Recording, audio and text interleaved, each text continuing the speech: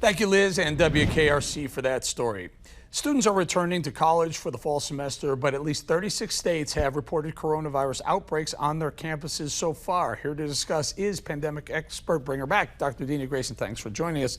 Doc, so obviously kids get back together. They don't take it as seriously as maybe adults. And I say kids, I mean young people in college. They party. We see pictures of parties, and there are outbreaks. Any shocker? Oh, of course not, Eric. I mean, we talked about it on the program a couple of weeks ago. This is entirely predictable. We know that as schools reopen, whether they be elementary, junior high, high school, or colleges, that we should be expecting, unfortunately, another surge in cases. And we're seeing this already manifest itself in new cases creeping up now nationwide. After several days of decline, they're now creeping back up, and in particular here in Florida and in Texas. We're seeing another surge in cases, and then it's only a matter of time, sadly, before the death rate goes up. Doc, another story that's been circulating recently, I think this is really, really important. I think this is almost one of those political footballs going back and forth.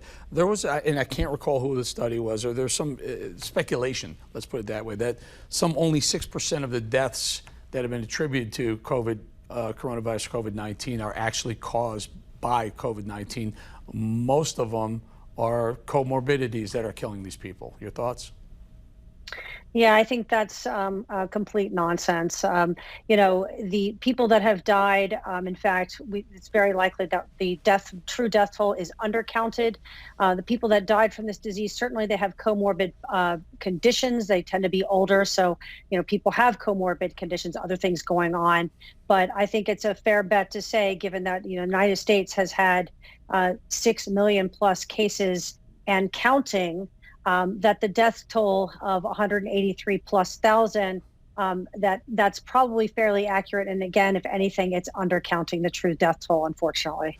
And yet, Dr. Grayson, we haven't seen a move down in the average or the median age of people who are dying from COVID-19. I believe, if I'm not mistaken, still roughly 80 years old. Yeah, the average age does tend to be older, Eric. That's right. And again, it takes, fortunately, younger people are less likely to die, but it doesn't mean that they don't die.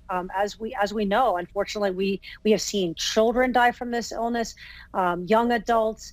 And also, one thing to really keep in mind for everyone is that the death toll does not take into account some of these, sort of long haulers, as we call them. These are people that have long-term, potentially even lifetime complications from the illness, and that can occur at any age. So this is just not an illness that we want to take lightly. This is something that we should take very seriously. And I don't mean to take this lightly. And I wholeheartedly believe this is one, let's call it a badass virus, if pardon the expression. But I think it's a great way to put it. But don't we lose somewhere in the neighborhood of 50,000 Americans every year to the flu? Well, actually a little bit under that, Eric. And again, we have lost, not even in flu season. Remember that this virus really hit our shores in full stride, starting really in sort of late February, early March, at the extreme tail end of last year's flu season. And here we sit with 183,000 plus dead Americans, and with the death toll rising at about 1,000 dead Americans each and every day. And now we're heading into flu season. So folks like me, I mean, we're reopening schools in coronavirus hot zones. The last thing you really want to be doing. I think this is very concerning heading into this year's flu season, Eric. Yeah, very concerning. I agree. I just meant to point out that this is bad. I think they're calling it twindemic, and we're calling it the pandemic of COVID, meeting up with the flu season coming up this fall. Dr. Dena Grayson, really appreciate your time again. Thank you for joining us. Thanks for having me, Eric.